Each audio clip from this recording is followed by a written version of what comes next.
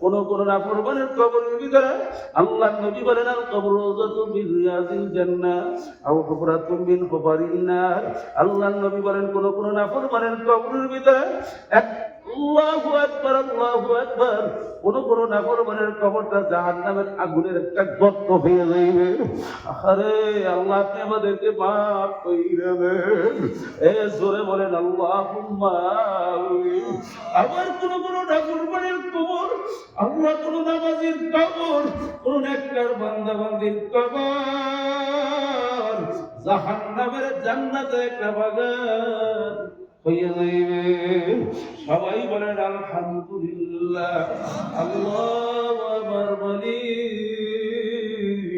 আপনি আমাদের সবার জন্য জান্নাত কবুল করে নেন।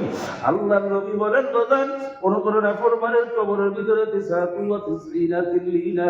লাউ নবী কবিল আন্তিমাম বাদাত ফাতারা। নবী বলেন কোন কোন নাফরমানের কবরের ভিতরে একখানা দুইটা না পাবেন 99টা সাপ জমা হয়ে যাইবে, কিয়ামত পর্যন্ত উল্টে পড়বে কামড়াইবে। আল্লাহ আল্লাহ, জোরে ডাক দাও আল্লাহ।